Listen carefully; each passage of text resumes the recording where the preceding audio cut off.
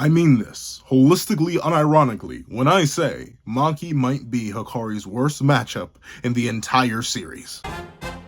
What's up guys, all up Hunter here, and here we are to cover, I want to call it a battle, but realistically it's the massacre of Maki versus Hakari, because sweet mother of mercy. I was going to do a traditional battle for this, but then as I started to write the script, one, there was no way I could get these two to fight and use their full abilities on each other without, like, absolutely shattering their characters. So I couldn't come with a nice, interesting pre-battle script. Unfortunately, it is super duper hard to make good guys fight other good guys, especially when both of these good guys are extrememely lethal. One of them is much more lethal than the other, and you'll find that out as we progress. But let's just say that Hakari's relying on one thing that he might not be able to do. But let's not waste any more time, and let's hop right into it. What's up, guys? Lego Hunter here, and fun fact, I have it on me. I keep it on me at all times. And another fun fact, Maki's really strong, but simultaneously not actually that strong. So here's the thing, right? In terms of raw strength, Maki and her equivalent Toji kind of don't have too many impressive, like, piercing or slobber knocking power feats. Like, think about it realistically. Maki has defeating the Zenin clan, which is a whole bunch of, like, high grade ones, admittedly, but, like, I mean, Nanami's a high-grade one, too. I wouldn't say Nanami has crazy or insane... Well, he does have crazy and insane feats of strength, but, like, relative to the insane characters you think, like your Gojos, your Sukunas, your Yukis, your Ryus. Like, there's nothing really insane that Maki or Toji realistically do with just their basic striking strength. Like, notably, the best feat you could really argue that Toji has for just straight piercing and hitting, I suppose, no, it really is piercing, is against Dagon and Teen Gojo. Teen Gojo, who hadn't awakened yet, so likely wasn't as powerful, and Dagon, who is the baby of the disaster curses. And while having a ton of HP, the durability of Dagon is pretty questionable. I think even Maki was able to do decent damage with Playful Cloud. So, like, it's neat that Toji was able to... But it wasn't anything too crazy on the strength front, and it continues into Maki. Unfortunately, Maki's main fights are against the Zenin clan, once again, a whole bunch of high-grade ones. Then, the rematch with Naoya, where she admittedly does punch him around, but ironically enough, she doesn't actually do that much damage to him. Like, notably, Naoya gets hit a whole bunch in their fight, but, like, in terms of just raw physical damage, she doesn't actually do that much. And then finally, it's realistically Sukuna. Or Maguna, 15 finger. But even then, like, she hits him. Don't get me wrong. She definitely hits 15 finger Maguna. To the point where, like, he's actually shocked that he hit her and he's impressed by her. But he doesn't actually take much or any damage. Like, go reread the fight. Like, you can literally go reread chapter 216, I do believe it is. And you can actually see that in terms of just raw damage, she doesn't actually do much. She's, in fact, I think in their entire encounter, she's the only one to take damage when Sukuna just slobber knocks a taste out her mouth. But let me double check myself, because, you know, I may be misspeaking. I'm going off the top of the dome real quick, but I believe in their entire encounter, nothing really pops off, and it's not chapter 216, it's chapter 215, and yeah, let me see. Yeah, she punches, she does draw, like, a little bit of damage from him, but nothing crazy, nothing to the extent of, like, whoa, this is insane levels of damage, but damaging 15 finger Maguna is still very, very impressive, but it's not like, oh, extreme damage. It's not like she directly scales to him in terms of, like, striking power. I wouldn't say she does. But then you have Hakari.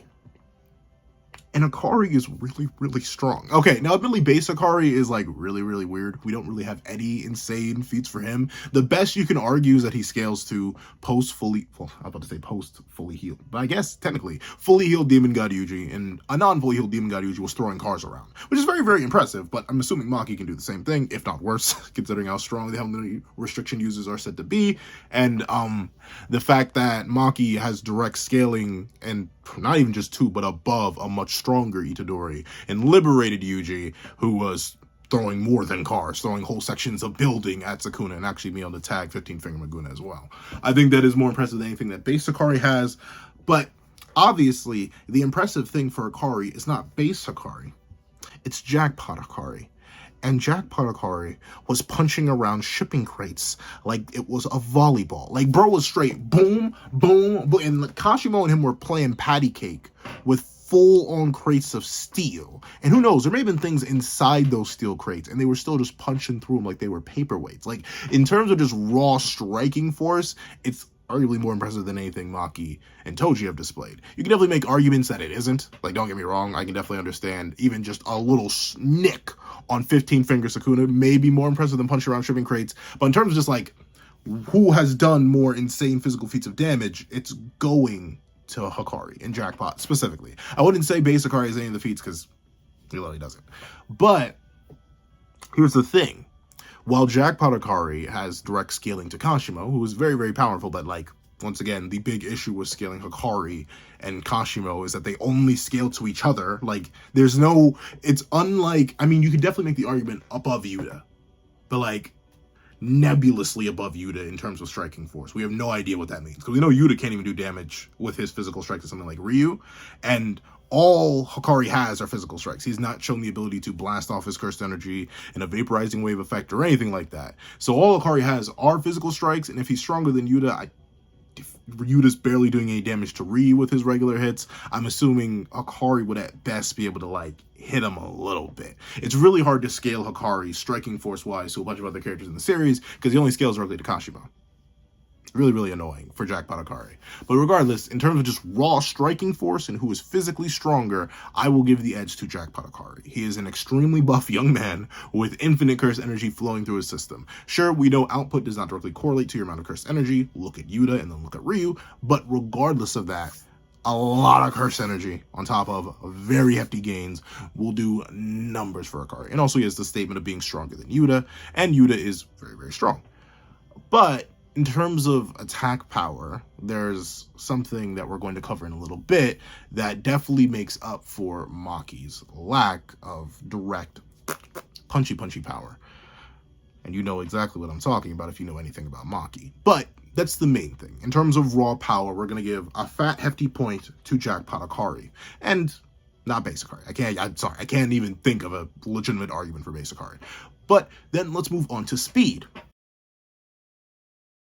You know what the funny thing is? You could definitely make the argument, at least based on feats shown, Hakari's one feat of just barely reacting to Kashimo's lightning bolt, and instead of getting hit in the head, getting hit in the arm, you could make an argument that that's better than any speed feat Maki has shown on panel, but we do have a comparable lightning feat to Maki, seemingly either...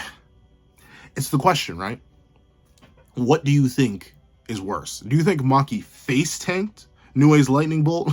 Because you think Maki face tanked Nui's lightning bolt, then I'm not sure what that says about Maki's durability relative.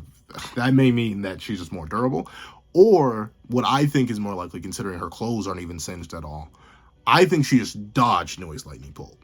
I'm not sure how that calcs out. Like, legitimately, I have no idea how that calcs out relative to Hakari's dodging feat, since I think he moved a farther distance in a smaller time. It's really, really weird in terms of just using their lightning stuff, how they scale to each other. The things that I typically use to scale their speed. Once again, Hakari is relative to Kashimo and stated stronger than Yuta. So he should realistically, just based on reinforcement, stuff like that, be faster than Yuta. But unfortunately, the thing is that Yuta is not the second fastest sorcerer. That would be Naobito.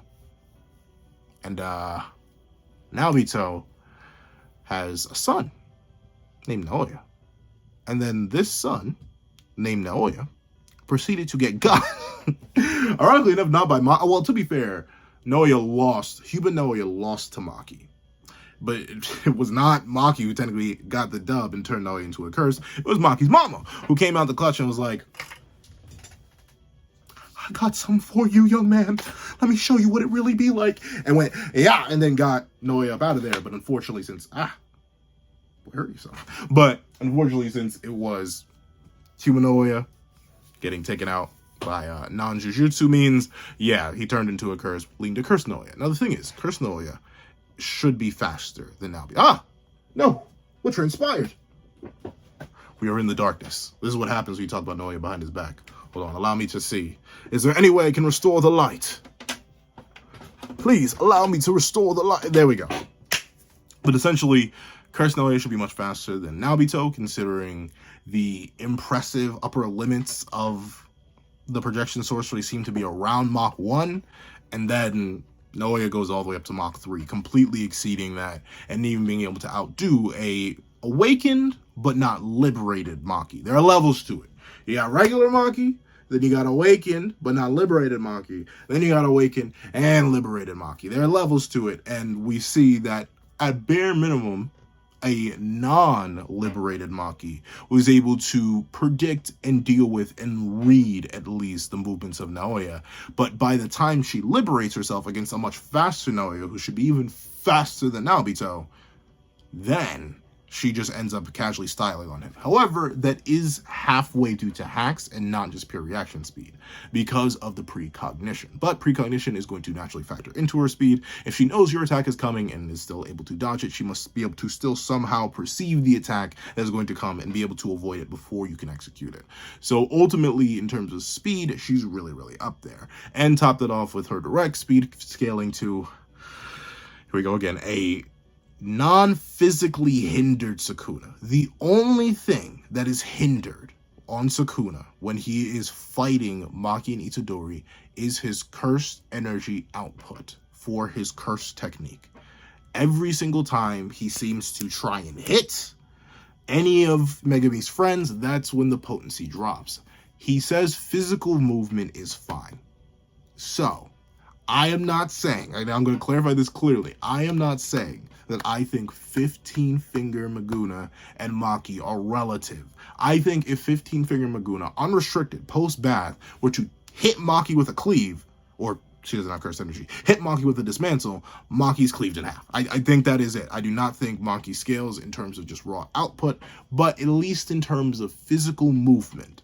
Considering Sukuna is unable to just casually perception blitz her, like he casually perception blitzes Ryu later on, I think that Maki has at least some low-end relativity to 15-finger Maguna. And that is more impressive than anything Hakari has. Because once again, Hakari is very, very nebulous. Even in Jackpot, his speed is super duper nebulous. You could say, well, he's faster than Future Sight, but he's faster than Charles's Future Sight. Unlike Higuruma, Charles didn't even have like a statement that he's the level of a grade 1 sorcerer. Like, Charles is completely nebulous. Charles could be like a grade 4 sorcerer for all we know. He could be Panda level. Okay, he's not Panda level. Let me not insult Charles like that. But still, he has absolutely no scaling anywhere except to base Hakari. And base Hakari is able to massively outspeed him. And once again, Kashimo, I mean, he's fast. He has a lightning bolt that's a can't miss attack. But once again, Hakari's never able to actually properly avoid that lightning bolt. The can't miss attack is in fact a can't miss attack, and he gets hit every single time. And he only reacts to the first one the first time, and then every other time he can't react to any of them at all. And he goes relative with Kashimo, is able to slightly outspeed him towards the end of the round when he gets the cursed energy bonus. That's it. Like, we just have no idea on where to scale Jackpot Hakari in terms of raw speed. Even with the stronger than Yuta statement, Yuta should still be a whole perception blitz tier beneath 15-finger Maguna, which Maki clearly isn't based on the interactions. And I hear it, but Sukuna got amped by the bath. The only thing the bath did was make it so that Sukuna would have more consistent cursed energy output with his techniques. That is it. And it did nothing for his physical movement. At least that's not stated anywhere. He himself says physical movement is fine. But regardless, you don't even need the 15-finger Sukuna stuff if you don't like it. Because once again, it's just a non sequitur. It doesn't necessarily say anything about where, well, yes, it really doesn't. Because once again, Hakari and Jackpot and Kashimo are in a super weird spot. Regardless, simply Hakari not being the second fastest sorcerer and Maki being able to precog keep up with and outdo someone who should be much faster than the second fastest sorcerer means that Maki should have a massive, gargantuan speed advantage with the precog. Without the precog, once again, it kind of gets nebulous because you can definitely make the argument that Maki doesn't ever actually react properly to Naoya, human or curse, because in the first encounter, she ends up beating him by just reading his movements and then moving her fists in a way that Naoya just crashes into it and then kind of does himself in. And then the second time, she has precog. So, like, that's kind of cheating, too. So you can definitely make the argument that without precog, she doesn't necessarily scale to either the projection sorcerers, but with precog, it's a massive gap. It's a massive gap. So thusly, while Hakari and Jackpot takes a hefty, pretty solid confirmation on strength, just due to the lacking strength feats that Maki and Toji have, the two proxies, In terms of speed, I think Maki's in an entirely separate league. I think maybe not perception blitzing tier, because once again, I believe she scales at best low end relative to Maguna, but still, I'd say she definitely has a speed advantage when it comes to combat. And now we have to talk about the big boys, the thicky boys, in fact, the hacks. So, the thing is, how do I put this? How do I put this gently? Hakari doesn't really have hacks. Now here's the thing. Here's the thing. I know technically the domain is a hacks, right? But like, is it though? Like does his domain even cancel out passive techniques? Like, could Hakari hit Gojo inside his domain? I don't know. But even with that, let's just say it does do that. Let's just say Hakari's domain has the passive effect of nullifying any passive techniques as long as you're inside it. That's about it. And fun fact, Maki doesn't have a curse technique, so that wouldn't even do anything. But number two, he does also have the balls and the doors. Notably, I don't think we ever, even in the Yuji fight, which is the only time we get to see the curse technique in the real world and outside of a domain, I think he only uses the doors against Yuji, and even then, those doors are never pulled out again. Like, anyone relative to Hakari, he doesn't use them against. Even people he should be definitively stronger than, someone like Charles, he doesn't actually whip out the doors in the real world. He sticks to purely fisticuffs, and that's the big issue with Hakari. He has the doors, he's got the balls, and he's got the domain, and he has fisticuffs. That's about it. He doesn't actually have that many hacks. He's a very, like, notably despite Idle Death Gamble being an extremely complicated domain, like, I still remember my reaction to first seeing that 2-page spread explaining everything about the domain. It's super duper complicated in of itself, but it doesn't actually lead to anything too complicated. Hakari just gets infinite curse energy, which is very, very nice. But once again, the only thing that gives him is automatic RCT. His body will automatically heal itself whenever it takes damage due to the overflowing amount of cursed energy that's pumping through him. But that doesn't give him access to any blast techniques. I'm not sure if it amps the balls or the door in any way, shape, or form. And overall, it just helps him punch real good. It's solid enough. It works a lot for a lot of different characters. I'd say a solid 80 to 90% of the series, you can just punch them down. And the passive resistances and just the general healing utility that you get from things like infinite curse energy giving you automatic RCT and just infinite curse energy in general allowing you to punch super duper hard, those are usually good enough. But against characters who have specific hacks or certain abilities, it doesn't matter all too much. And speaking of characters that it doesn't matter all too much, Maki also isn't actually that hacks. Notably, all Maki can do is punch you real good and kick you real good and sumo you real good. Like notably, these two characters are actually relatively simple in terms of their general utility and hacks abilities, because they don't actually have hacks. In terms of like being completely honest with you, they don't really have any specific hacks. So for one that we're going to cover in a second. But the main things that Maki gets by being a heavily restricted user: no curse energy, meaning she's like entirely undetectable. You just have to read her through good fight IQ. Like, if Maki were to sneak up on you, you would not be able to sense her. Like, she would just appear if you rely on curse energy senses. And notably, a lot of sorcerers in high-level fights, or even just in general, sorcerers tend to read the flow of curse energy in terms of determining whether they're going to get hit with the right, hit with the left, kicked with the right, kicked with the left. But with Maki, you can't do that because she has absolutely no curse energy. She's imperceptible unless she's wielding a cursed tool, which she usually always is. So that's perceptible, but once again, that does not guide you on anything else. It just tells you where the cursed sword is going to be going and where Maki generally is in space. That doesn't actually tell you anything about how she's going to attack you unless she's specifically swinging the sword. Speaking of swinging the sword, psych, she has precognition. I already mentioned this a little bit in the speed section, but the precog allows her to read the atmosphere, soak in all that good, and figure out how things are going to move before they happen. Essentially, she sees the entire world laid bare. She can smell colors. She can taste light, like all that good stuff. Does it make any sense? I think through some sort of enlightenment stuff, but I ain't enlightened. I don't get it. But it allows her to have precognition.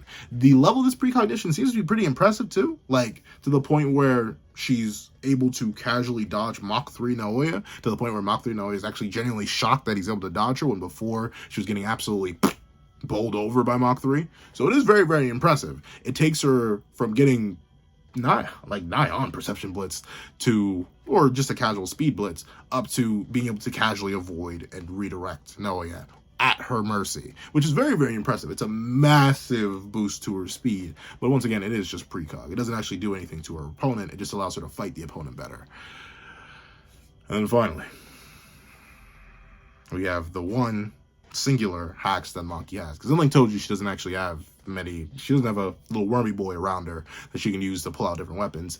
She has the Soul Split Katana, the replica of the great weapon made by Mai Zenin on the end bed. And Soul Split Katana has a really unique effect, but it's a very hard effect to activate. It only activates if you can perceive the souls of everything, including inanimate objects.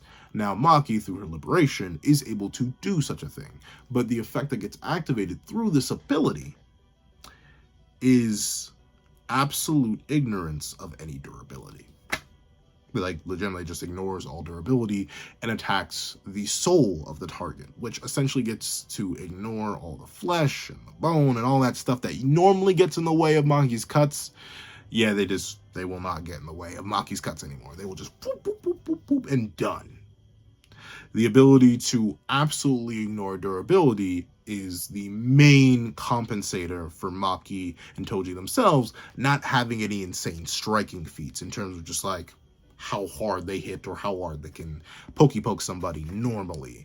The ability to just ignore is very, very good for them. It allows them to use their speed and their perception and their precog to take a lot of matches pretty easily.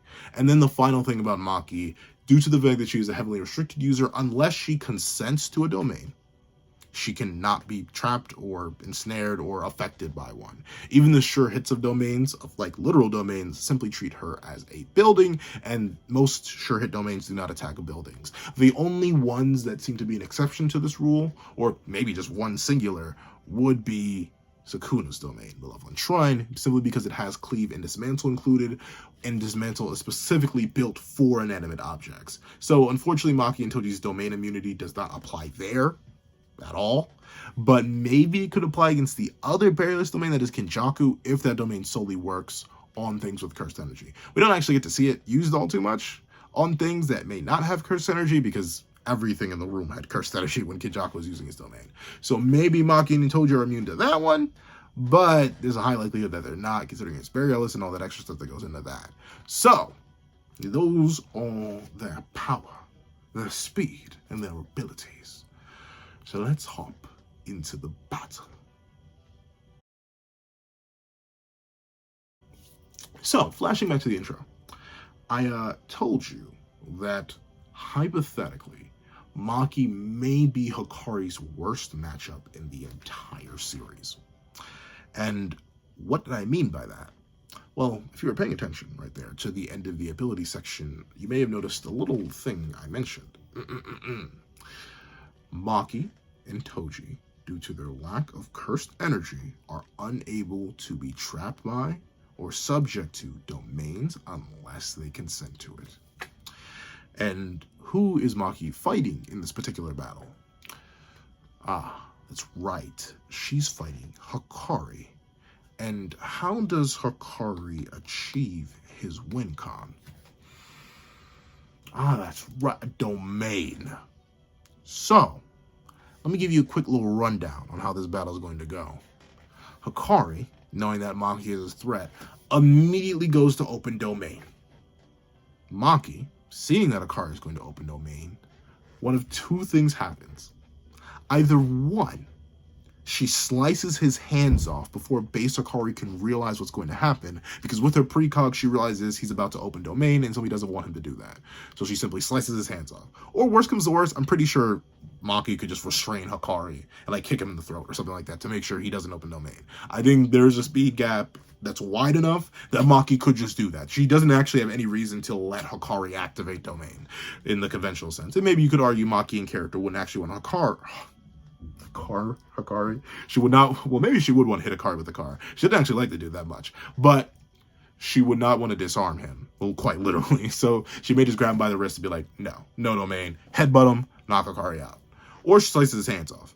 But let's say, considering how fast, like legitimately insane, this is something that I'll admit, I even downplayed Hakari on in my Curse Technique ranking video. He has the fastest activation, right? I think so. Yeah, the narrator literally says he has the fastest domain activation in the entire series, at least up to this point.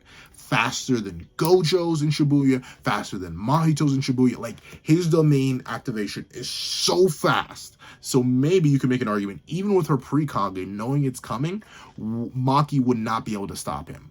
But he opens domain, he creates that environment, he sets it all up, burns all that cursed energy, and nothing happens. Nothing happens at all. Because the domain didn't trap anybody.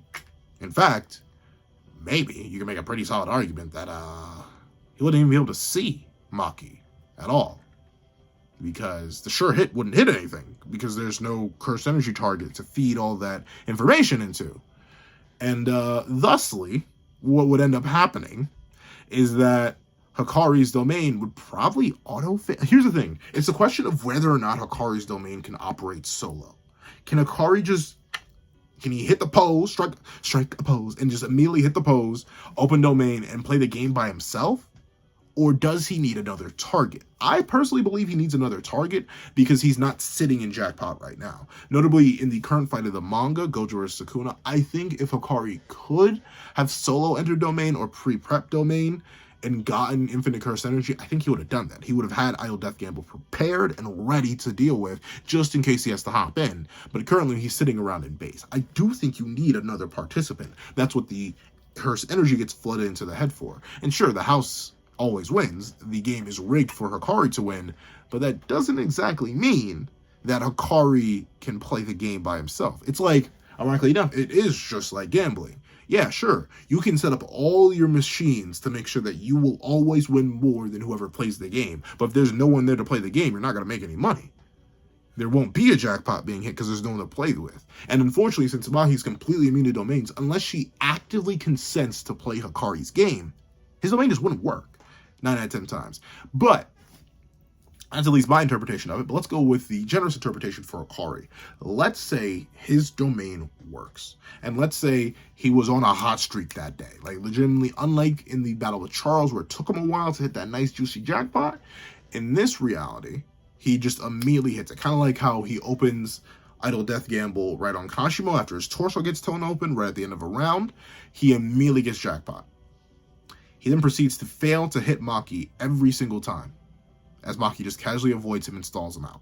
Because once again, in character, Maki would very likely not want to use Soul Split Katana on him. Because we even see in chapter 215, when she's dealing with Maguna, she doesn't actually whip out Soul Split Katana. She's very passive about it. In fact, she never uses it in the entire encounter, specifically because she's worried that Maguna or Megami wouldn't be able to be healed. The wounds wouldn't be able to be healed by Soul Split Katana.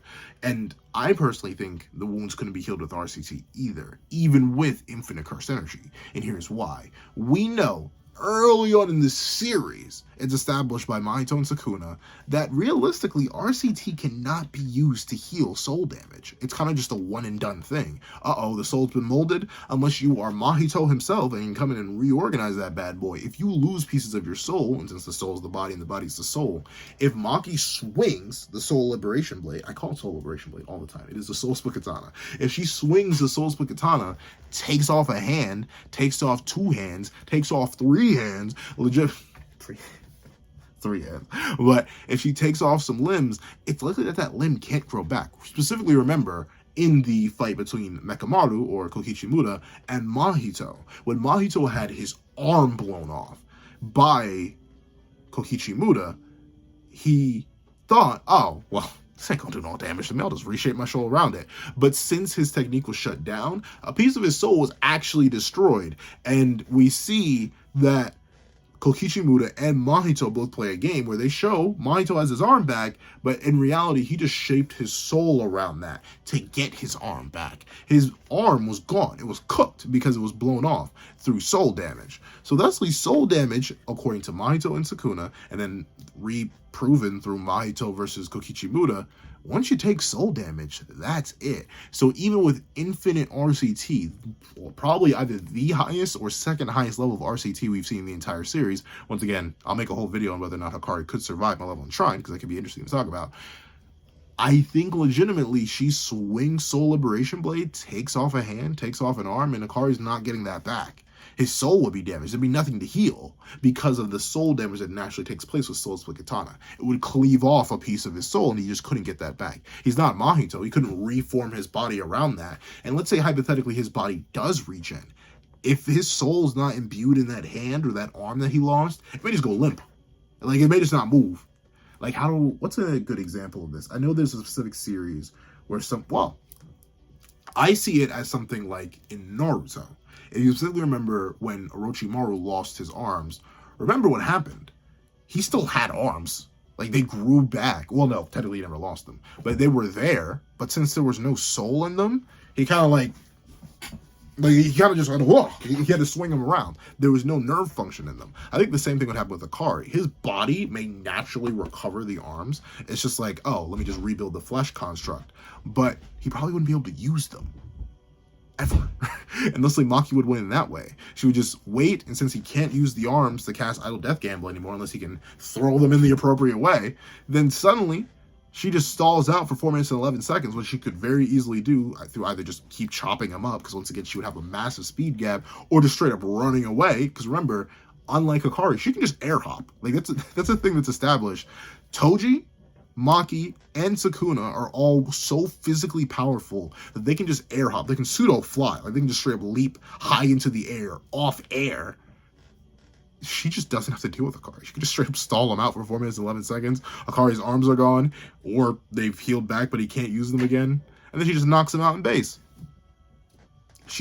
And that's once again just even assuming that he could even hit Jackpot with her, because I don't think he can, because she's not affected by the domain. She would have to consent to it, and even if she does, I still think Hakari loses in the long run. He does not have the speed to tag her and put her down. You can make the argument that maybe if Hakari lands a good solid hit, like if he manages to read her and land a good solid hit to the jaw and just hit the knockout button, then maybe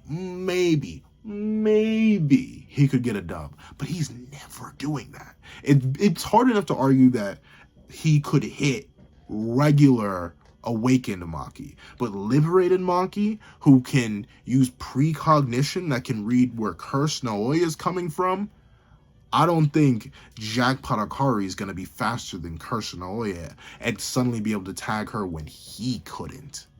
So I legit think the speed gap plus the domain immunity, plus the ability to directly damage and attack the soul and ignore one of Hakari's best traits, which is regen and bulk, I think she kind of just slams him.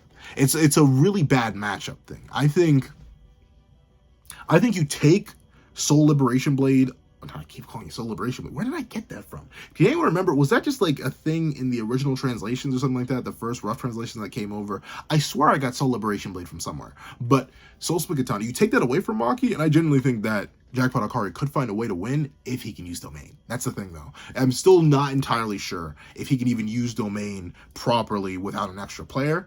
And, well, not an extra player, with a player to play against and gamble against. Because, can you gamble alone? I mean, I guess you can. But even then, no, you can't. Because whenever you play into those systems, you play into the machine, which is what essentially Hakari does whenever he opens Domain. You need that player. And without a player, since Maki won't be recognized by the Domain, he wouldn't be able to play. He wouldn't be able to activate it. But even, let's say, once again, being generous, we'll take away Maki's one hack. We'll take away the katana. And we'll take away any willingness to use the katana if we're going to let her have it. I still think, just through her speed scaling, she could just stall him out. She has more than enough stamina and more than enough speed to just get out of his range. She can just start air hopping. Like, she can just keep double jumping out of his range, and he would never be able to hit her. He would, like, have to throw projectiles, and she would dodge those, too. So, like, it would literally just be a war of attrition. Like, who would stall the other out longer? And I think Maki could stall him out. So even without, it'd be a much more boring win con. She would have to wait. She would have to wait for that interval where, oh, he needs to reactivate the round. But I think she just waits for base Hakari to pop up, runs in, either A, restrains him like I mentioned earlier on, or B, just knocks him out. It could be as simple as that. Unfortunately, Hakari is a very, very powerful character. I'd say he's easily within the top 10 of JJK, just based on how broken Jackpot Hakari is. But Maki is just a super bad matchup. I think ultimately that's where matchups play a lot. Matchups are one of the biggest things in JJK. Characters can have fantastic matchups or horrible matchups against each other. And I think right here, right now, Maki is Hakari's worst matchup in the entire series. And thusly, he could never win against her. However, that's what I think. Please let what you guys think in the comment section down below. Thank you guys so much for watching. Please do like, share, comment, and subscribe. And make sure the notification bell so you do not miss out on any videos that come to the channel. Also, I do have a Patreon down below where you can support me for as low as $1 a month to get things like exclusive videos, early content, and more. You also now become a member of the channel for as low as $3 a month to get the same perks and more. Now, thank you guys so much for watching once again, and I hope you guys have a wonderful day. This is That Guy with the Pencil, writing off. I'd like to give a very big thank you to our $3 members, Recliner Plays and Red Bull 4765. I'd like to give another very big thank you to our $5 patrons, Alex Ice Rose, Art Goon, DemXLND, Midnight Gemlord, Red Bull 4765, and Sean. I'd like to give another very big thank you to our $10 patrons, Demokami, Joaquin, and Robbie Uchiha. I'd like to give another gargantuan thank you to our $25 member, Alex Ice Rose.